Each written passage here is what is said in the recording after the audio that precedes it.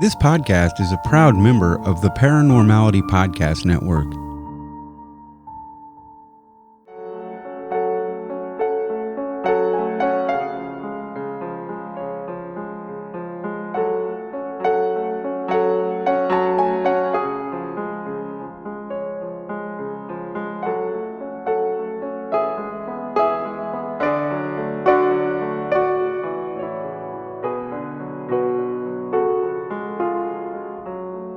Hello, and welcome to the ParaUnity podcast.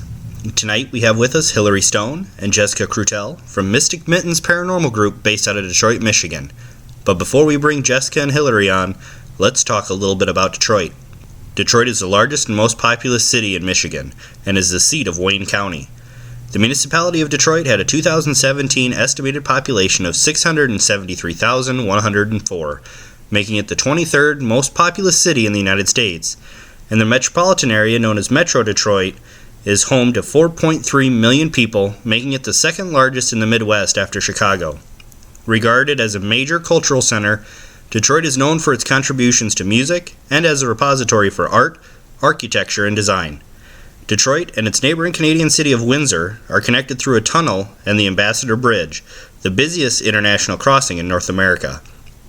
It is also best known as the center of the U.S. automobile industry, and the big three auto manufacturers of General Motors, Ford, and Chrysler are all headquartered in Metro Detroit.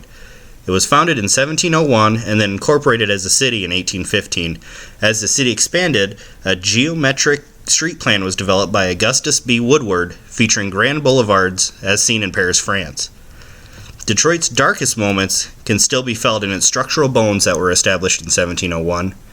With the high concentration of abandoned buildings in the Motor City, it is not surprising that many people encounter paranormal activity, and here are a few of those locations. The first is the Alhambra building built in 1898. It is said that a disgruntled employee poisoned over 40 families with arsenic. Fortunately, there are only 2 fatalities that are known as a result of this horrid act. It has been reported the presence of the poisoner can still be felt. Word to the wise though, don't eat or drink in or around this building. It has also been said that a strong disposition is required by those who choose to dine at our next location, the Cadeau Cafe. Why?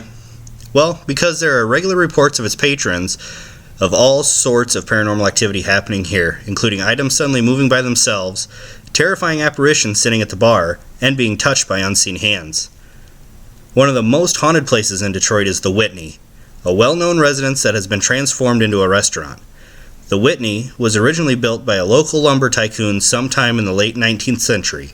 Visitors regularly report seeing apparitions, strange, unexplained shadows in the restaurant, dishes clanging when no one is around, and place settings being rearranged. Reports of the hauntings here span over 3 decades, and there are claims of a non-human entity residing here. Detroit's Masonic Temple is certainly considered to be one of the most haunted buildings in the city as well. In fact, it is often described as being something of a playground for spirits. It was built in 1912 and is packed full of hidden rooms and secret staircases.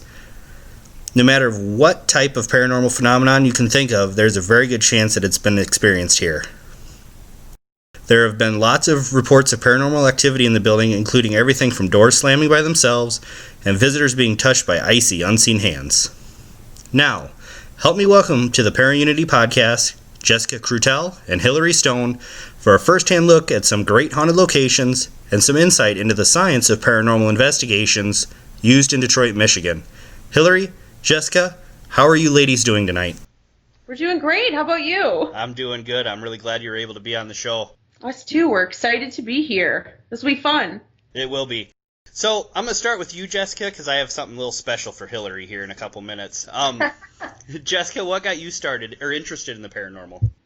I've always been interested in it ever since I was a child. I grew up watching, ghost hunters on sci-fi, and it's always fascinated me. And my grandmother was a firm believer in all things spooky, from everything from aliens and UFOs to ghosts. So, and she was my inspiration in life. So it was one of those things where if Grandma says it's true, it's true. So, and I've had just personal experiences that I wasn't even looking for paranormal, and I'm seeing things and experiencing things. So I know in my heart that it's true, and I like being able to capture that and try to hopefully change others' minds on it.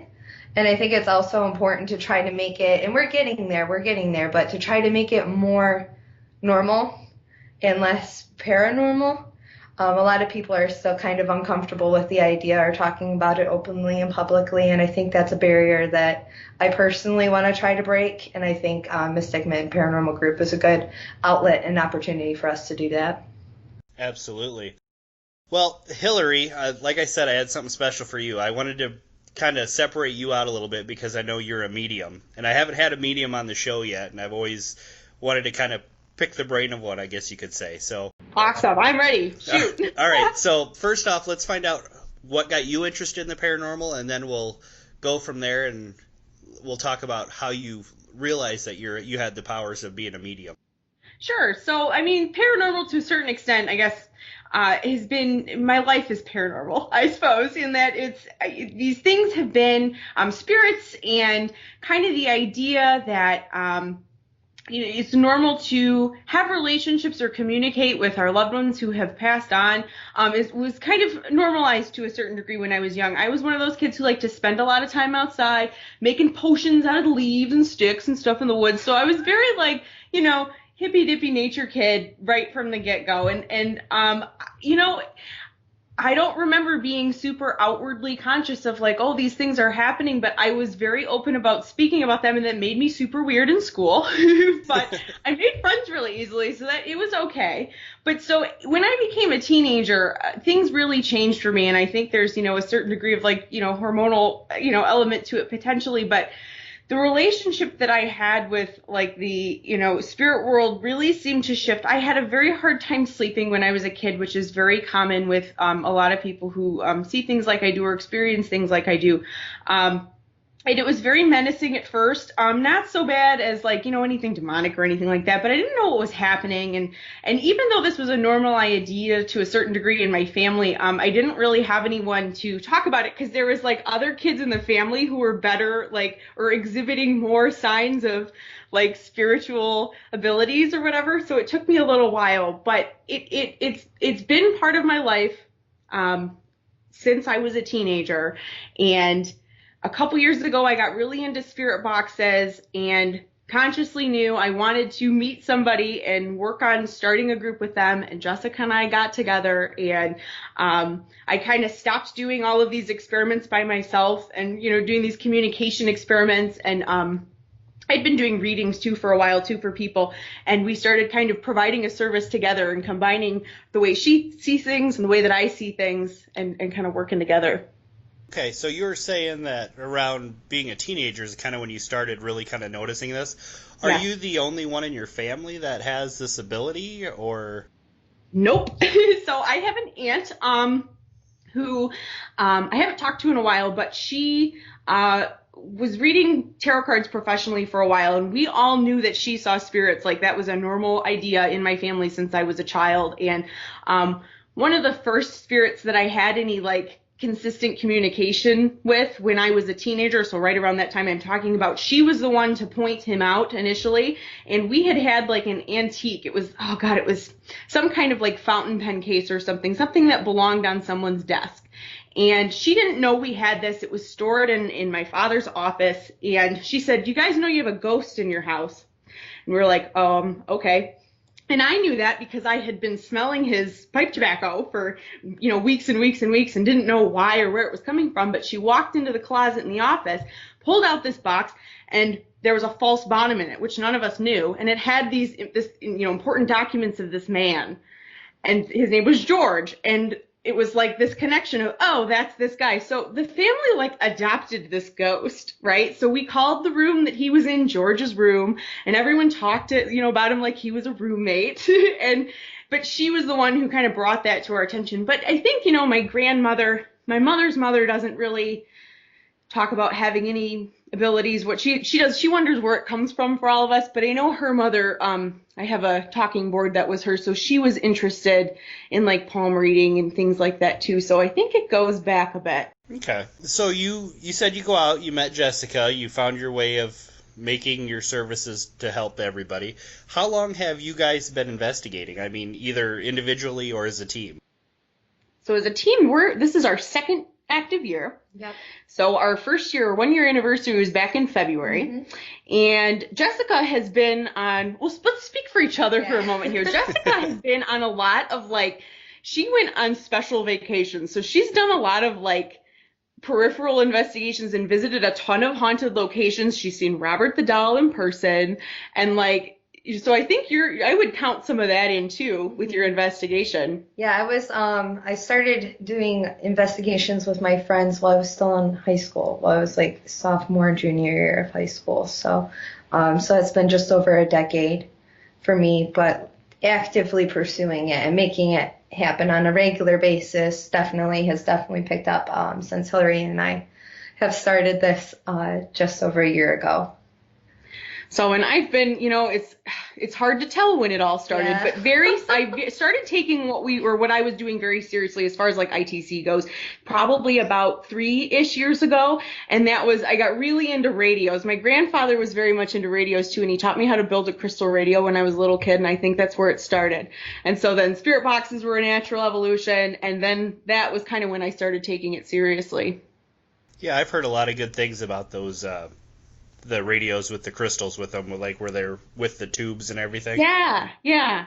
It seems for whatever reason, it's, and even though I, declare myself a medium, I'm still kind of a skeptical-ish person. I still think to a certain degree, a logical person at least, and you wouldn't think that something like that would have such an effect on that, but they do.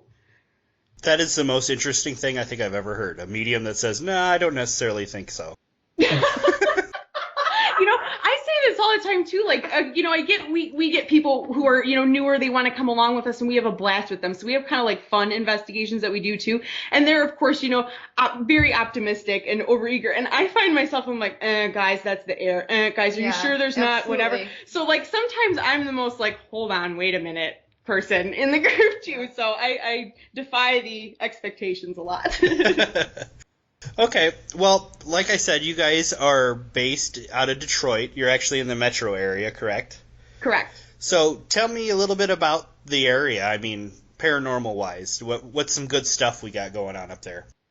So our land is really quite old, and it's exciting. One thing that is very helpful for us being in Michigan is the climate allows for documents, very old paper documents, to still exist. So we're able to pull up maps from the 1800s, and we still have access to all of these files, which is really helpful. But there seems to be a lot of couple of really hot spots, if you would, in just our surrounding neighborhoods, which is really fascinating. But when you trace those documents back, you can see that whole plot of land belonged to this family back in this day and age, and they were farmers. And so it's really interesting in that sense. And then obviously we have a lot of really old and historic buildings too. And there, I feel like Detroit is a very passionate city, and that lingers around in the afterlife as well. Yeah. So it's pretty interesting, but there's just so much here, and it can just go on. And I have books and books about different haunted locations in Michigan, and we're just really lucky and blessed to live in the state that we do. We have a lot to heal from here too, though, to speak to the shadow element of all this too. And I think that really plays in. We have, even going back to the inception of the state, it's gray zone as far as a lot of morality of certain things that happened here, and regardless of what the opinions are today of those things, there's a lot of residual energy from a lot of things. And even, up to the present, we still have a lot going on in our state. And so I think that all plays into the manifestation of so many of these reported haunted locations. And we talk about Eloise. Eloise has such, I don't know if you're familiar, Eloise Asylum is kind of one of the hot, that's the trending Detroit haunted location right now. And it was it had several different life spans, I suppose. It was a tuberculosis unit at one point. It was a poorhouse at one point too. Then it was kind of a general, kind of a dumping ground for the undesirables. The interesting thing I learned the other day was that the first lobotomies ever were performed in the tunnels of the bottom of Eloise. And so, things like that going on, and there's these unmarked graves, these giant mass that they just found. So it's kind of the right climate, the right environment, the right level of messed up stuff, and we don't tear anything down. So Michigan's the perfect place. Well, yeah, and I mean, with it being Detroit, passionate, if you've ever met a Red Wings fan, obviously you know how passionate right? they are. But then you can, like you said too, emotionally wise, you think about, it's in the news all the time about how all the big plants and stuff that were in Detroit, like the car dealership or the car manufacturers and stuff like that have shut down, that all these people have lost their jobs. So absolutely, there's going to be a lot of pent-up charged emotion that's going to be in that town too. Right. I think unconsciously too, that's probably why Jessica and I connect so intensely with the Victorian era, because if you look at the boom of Victorian spiritualism, which I'm very amused by, and Jessica, we both are, that all was so prevalent, and kind of the cult of that, happened at the right time because of the Industrial Revolution. Working conditions were awful. Things were bleak. People were dying all over the place. Everyone was dropping dead from random diseases, people are dying of measles right now. Have you seen that? And around us too, there's a measles outbreak in Detroit right now. So we're seeing a lot of parallels. And so it's kind of interesting. I feel like 100 years later, Jessica and I are spending a lot of time digging all these things up. I think we're supposed to learn from them. I think that's the bigger picture. So we're drudging up the history so we can share it and learn from it and do our part to help heal the past, I suppose. Yeah, I think that's a great way to look at it. So you're talking a little bit about the old asylum and stuff that you had there. What would you, and we can do each of you, what was your favorite place that you've investigated? You go first. Ooh. Gotta think about that for a second. It's so hard. They're all special in their own way. What do you think? I think the Memphis Cemetery is at the top of the list for me. The Memphis Cemetery is kind of like a local urban legend around here, and it was one of the places that I went and kind of investigated with when I was back in high school. And when I went back in high school, it was really fun and unique because I ran into a group of professional ghost hunters that had tools and equipment, and we kind of followed them around as just dumb, young, naive kids. And then when we went back to the Memphis Cemetery and we were the professional investigators with our equipment, a group of kids showed up and joined us, came along for the ride just out of pure coincidence. But that case is really interesting because the whole legend and lore of the Witch's Ball, which is a spear grave marker for a family plot. And they have all these rumors where the ball will move, or if you look really closely to it and you put your hand on it, you'll see the reflections of souls lost in the cemetery wandering around. Well, basically it's a granite ball, and granite's a natural material, and when the temperature changes, it will expand and contract a little bit, causing it to shift. And but it's not ghost. It's not ghost. And there's it's granite, so your eyes will matrix and you'll start to see faces. And at the same time, it's polished, so it is incredibly reflective, and it's like this giant sphere mirror, and you can see the whole cemetery reflected into the Witch's Ball. But what was really interesting about it, though, is there was another less popular legend that there was this other area, and there was this spirit named Brian. And when we went over there, we were just kind of well, the Witch's Ball is just, we like to call it just bunk. Yeah, we didn't instead of debunked. We just say bunked. So it's just bunk. And we go over to Brian's grave, and that's where we caught a really phenomenal EVP. And at the time, Hillary turns around and she's like, "Did you just say something to me?" Somebody said her name or something. And she thought someone said her name, and none of us did. But in the recording, you hear a voice say, "It's her," at the same time that Hillary reacts to hearing somebody talk about her. So it was really interesting. That was really fascinating, because we went into it expecting nothing is going to happen. This is just going to be a boring night, but it'll be fun to get some girls out there and let's just go investigate it. And then we end up catching a really phenomenal EVP piece that is just absolutely fascinating. So sure.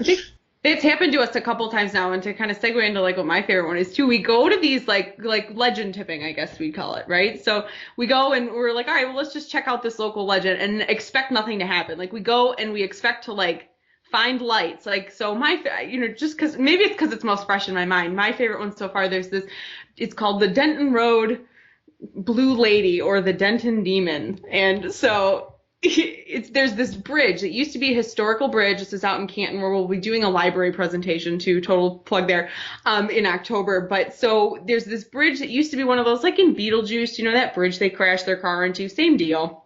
But they tore it down, and apparently there was this domestic violence situation. We don't know if this is true yet, so just disclaimer here, not 100% sure. We're going to try and back it up, but more to come. So there's this domestic violence situation where a woman with a baby was supposedly killed like in the late 1800s by her husband under this bridge because he was chasing her, and he found her because the lantern she was holding, the light from that, gave her away. So the legend is you can go at night and you can see a light, or you hear a baby crying, or you see this apparition of this woman who is this woman killed under this bridge. So again, we went out there just assuming it's a goofy thing. They bring like fraternity initiation people are out there, and there's like kids who will hide lantern lights and things like that. So we expected to go and find nothing, and then still not 100% what happened, but we have this another very strange EVP where it sounds like somebody's like speaking in slowed speech, and it says, "What are they trying to see over there?" And like there was no one around. There were cars passing on the bridge, which muddies it up a bit.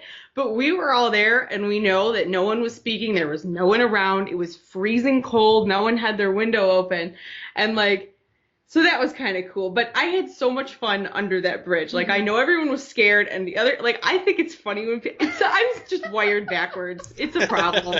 But when other people are scared, I think it's funny. It is funny. But I don't make fun of them, whatever. So there was a friend we brought with us was standing on the bridge, and all of us had gone underneath. There's a pedestrian bridge, next to the site of where the old bridge was, and a concrete replacement has been put up with a road on top of it. So all of us were under the bridge, and our friend was on top of the pedestrian bridge, and she said she heard like footsteps running on the bridge, and said, "Guys, was that you guys or whatever?" And we were like, "No." And then what happened next was something started to like harass her, sort of. And this was the first time we'd ever been any place where I felt like something didn't want us there, and that's why it's my favorite, just because that's never happened to us before.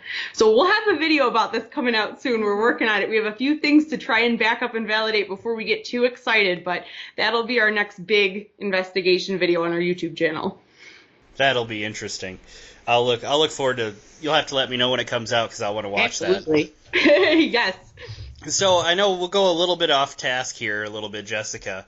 You guys are telling me that you like to go down rabbit holes, so I'm going to open up the door for you here. You went down to Florida and you saw the doll. Yes. Tell me about it. So how they have it set up, at least at the time, and this was about 4 years, no, it would have been 4 or 5 years ago that I went. And it's at the East Fort Mortello, which is in Key West in Florida. It is kind of difficult to get to. You think of Key West and you think that it's quite small, but we almost missed our cruise ship because I wanted to go see Robert the Doll. So, little fun fact, it is much farther away than you would anticipate. And how they had it set up was really interesting. So you walk in and you pay or whatever, and you go and you're exploring this really awesome old historic fort. But there's this one room that's like you turn a corner and there's Robert the Doll and his beautiful showcase, and the lights are beaming on him like he's a godsend from above. And I love Robert the Doll. I love haunted dolls. They're an obsession of mine, so I'm a huge fan.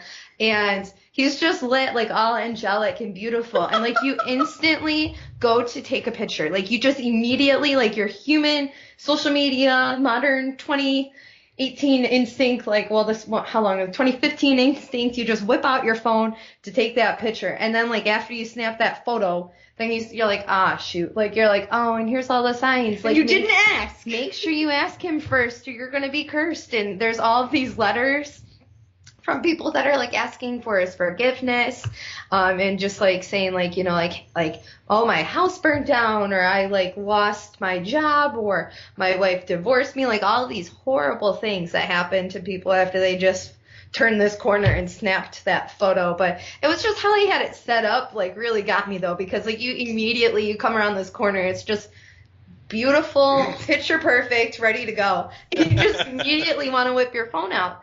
So it was really cool though, and so it's kind of a dirty trick. It is, yeah. I kind of felt that way. And my friend who went with me, she took a picture too, but she wrote a letter and she sent it in, and then so her letter's hung up on those walls now. But I don't know if it was just because Robert understood that I liked him and I thought he was cool, that he was nice to me, knock on wood. But I haven't needed to write a letter or You apology. didn't ask permission? I didn't. I took a picture the second I saw him. I didn't know this. Yeah. This is like breaking news. Breaking news. That's like I did not ask permission. But like they have little tiny mini Robert the Doll replicas that they sell for like $30, and like they hook, line, and sinkered me right on into that. And it comes with a little rocking chair and his little scary lion is scarier than Robert. That little thing is that's what gets me. Yeah, it's creepy. Yeah, it's a little creepy thing. He comes with that, so like I have my Robert the doll, and I bought like a postcard that said Robert did it, and so I'm not sure if he just like knew that him and I were like totally connected, and like I get him and I understand him on that level, and that's why he's nice to me. I don't know, but I didn't ask for his permission, so now it's gonna turn around and bite me in the butt and gonna like lose my job tomorrow or get into a car accident or something. But all right, well, just so we put it out there, it's not my fault. All right. See, we're not wired right. See, there's something off about us. All right. Well, steering us back out of our rabbit hole and back onto task a little bit. Sure. Talking more about your guys' investigations that you do. Would you say is your favorite piece of equipment that you use?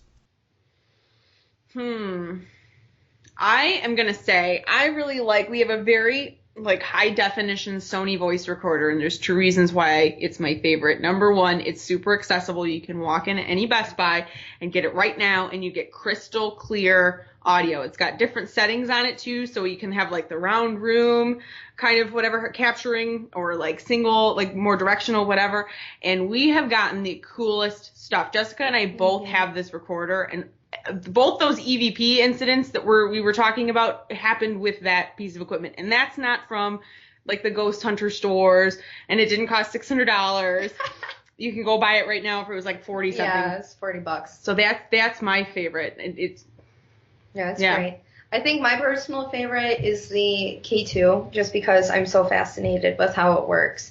And the K2 is also a really good piece of equipment. And I know these are both basic things, but you don't need to go and spend a fortune to do what we do. We still do sometimes, though. We fall into those traps as well. Oh, yeah. Been there, done that. We're not innocent. But the K2 is a really good piece to just get a basic standard reading of the room, because there's so many things that could factor into it.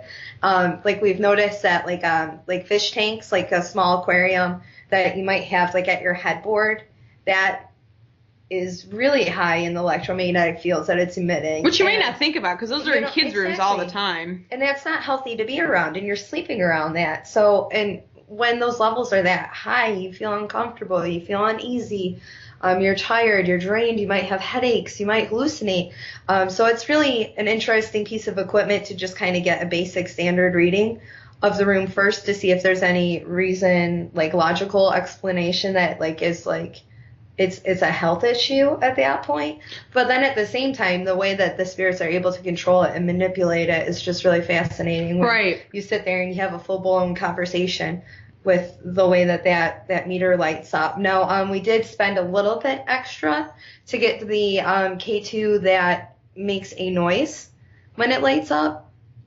And it kind of just I don't know, it's a slight buzz. Hey, it's an audible click. Yeah. So rather than it just flashing the light, whatever, some people have that version, which is good for stealth investigating if you're going to sneak it in an antique store, by the way, just saying. But I think it was, not that we haven't done that, no, of course not. No, we would never.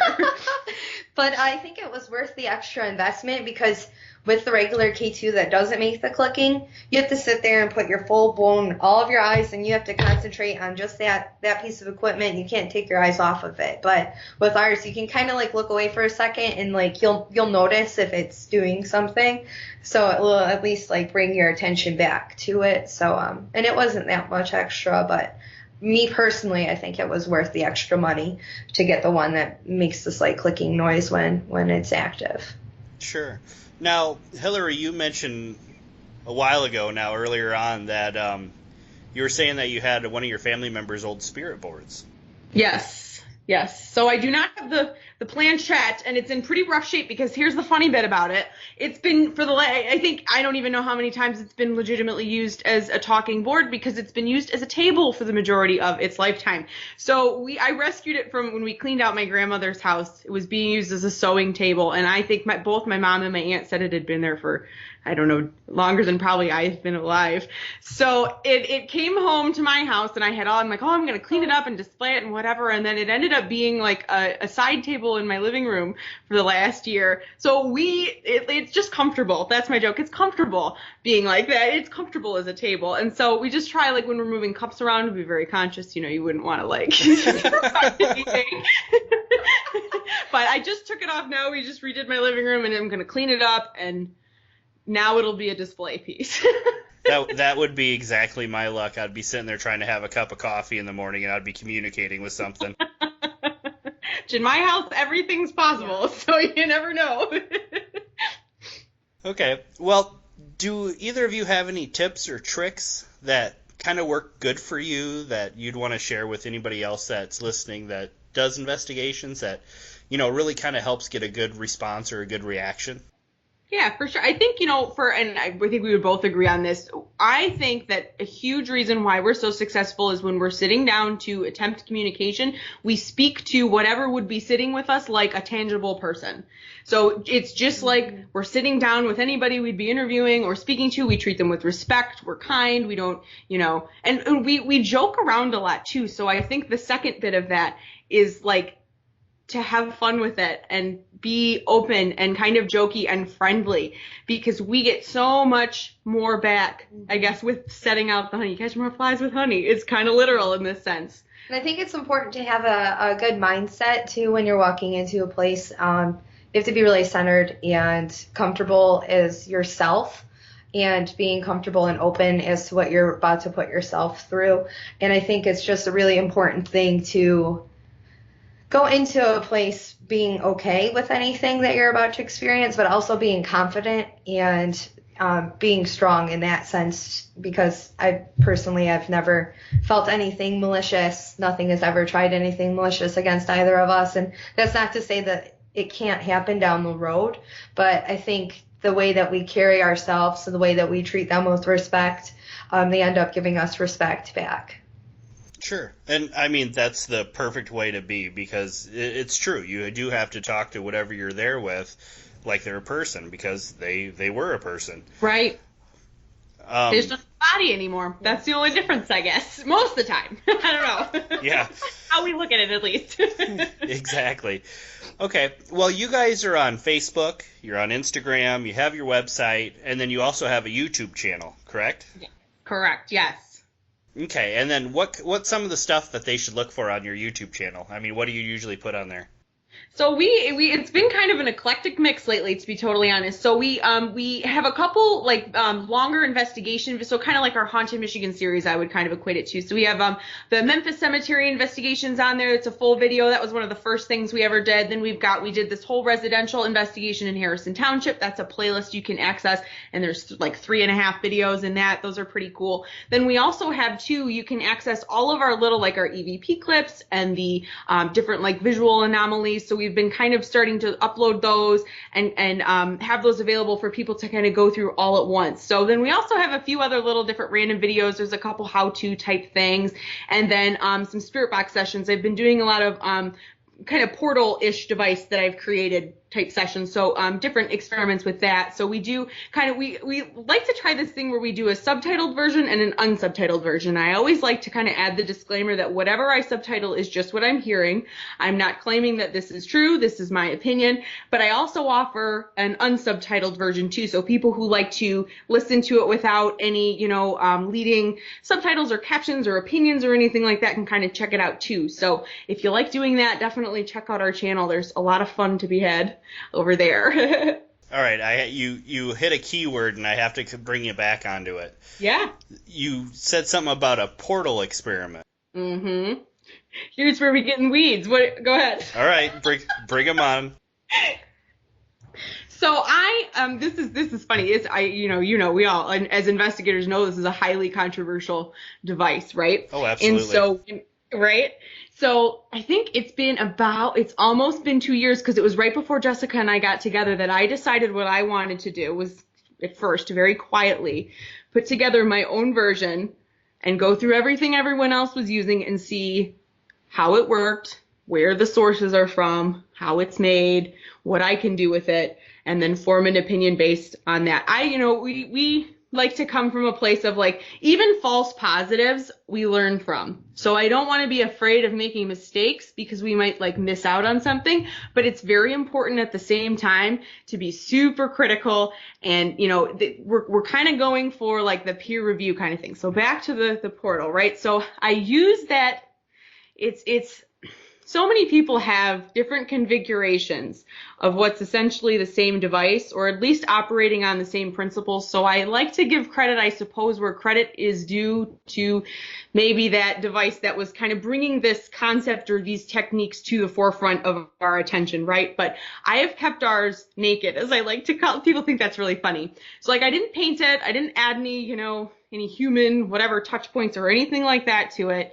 And it's been an evolving thing. I've tested different audio sources, and I pretty much every video I've used, a couple different audio sources. And what I've started doing too is flipping through in like a single session, several audio sources to see if we're getting, the same like words or confirming the same details, or if we're having the same conversation. And, while I think there's a definite learning curve of disappointment, I'm not going to make any sweeping statements, but it looks like it works one way and it works another, but there's still a lot of valuable stuff to be had, or stuff to experiment with, and it does work sometimes. I think it's just because spirits find a way with everything. Even things that I've used I thought were going to be totally goofy end up like working once or twice, and I'm like, okay, jury's out. Maybe it's not reliable. We aren't going to be like, this is hard scientific proof that ghosts exist, which isn't really our jam anyway.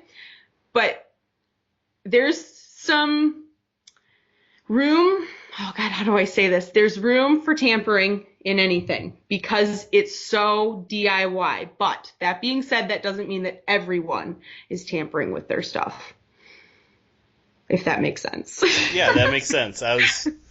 It's really interesting. I like the way you answered it. So, getting back out of the weeds again. Yes. So, I mean, we don't need to have everybody posting about, Jessica and Hillary's, naked portal machine. Yeah. So, you were telling me a little bit before we got started about coming up here in October. I know it's a little ways off, but in October you're working with the libraries to do a Haunted Michigan presentation.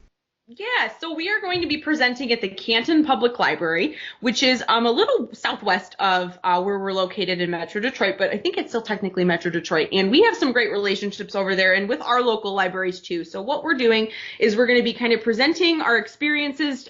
We'll be sharing different EVPs and stories from investigations that we've done around Michigan. And what we're doing right now in preparation for that, we've been going out to Canton and exploring some of their urban legends and supposedly haunted places and kind of like bunking and confirming what we can and, coming up with some cool experiences to share with them at the library there. So they usually get a good turnout. So I'm excited about that. And from there, we're kind of hoping to launch that outward and collaborate with some more libraries. We've been building some great relationships with the St. Clair Shore Public Library, or St. Clair Shores Public Library, excuse me.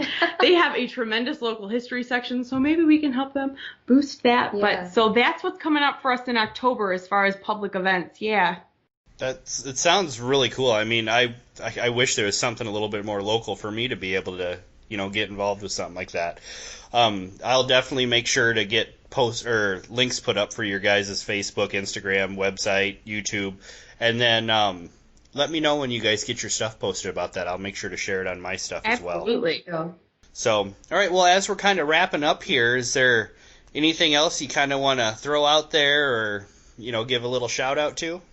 Well, I would like to say again, too, since we're speaking to fellow investigators here, and this is like our tribe, we're communicating with you too. We've been having conversations with other investigators. It's been so much fun too about, celebrating the moments where we can debunk our own evidence too. So back to that like false positives or false flags. Even when we get too excited, it's okay. There's fun and reward in admitting that you made a mistake too, and sharing that, in kind of like the peer community. So like, come on, man, let's not be afraid to make mistakes. That's all I want to say.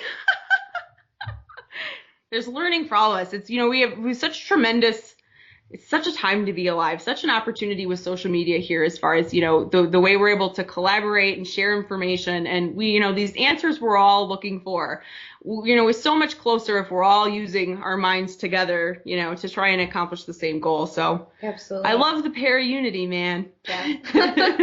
And we were actually talking, I believe this was before we even got on the call with you earlier today, about how it's nice to see other paranormal groups that are nice and supporting and encouraging and friendly. But it's just kind of like a Debbie Downer when some groups are just like really like rude. It doesn't happen often, but they still exist. But like, we're all after the same thing. We all have the same goals. We all have the same mindsets. Like, we should be all connected, and we should be united, really. Yeah. And we're going to be stronger in numbers. And it kind of brings us back to like, we want this to be a normalized thing. We want to make this a comfortable topic to talk about. And it's important for us to approach it and for us to share information with the normies, if you will, that are not actively involved with this weirdness that we are constantly living in. But it's important for us to present it in such a way as well that makes it more comfortable and more approachable and more friendly. And I don't know. I just feel like it's just a nicer thing, and the world's a better place. If you're just a nice, positive, friendly person. We want to be your friend, so come be our friend. Exactly. That's the token. Yeah, nothing's more frustrating than when you're out there trying to work with different teams, and then you come across the ones that it's like all they want to do is be famous, or have their 5 minutes on TV, rather than actually work together to try and get some answers. Yeah. Mm-hmm. So we're all for one for all, guys. Well, Jessica, Hillary, it's been an absolute blast having you on the show. So we did pretty good. Likewise. staying on task, a lot better than I kind of thought we were going to for a little bit there. Oh, well, that's good. I thought. So once again, I appreciate you being on the show, and we'll talk to you soon. Thank you so much. Yep. Good night. Good night. Thanks again to Hillary Stone and Jessica Crutel from Mystic Mittens Paranormal Group for being our guests today, and thanks to all of you for tuning in. Please take a minute to give us a review on iTunes or whatever directory you listen to us on. It means a lot to us, and we want to hear your feedback to help make our show a little bit better. My name is Brandon, and you've been listening to the best place to bring our paranormal teams a little closer together, the ParaUnity Podcast.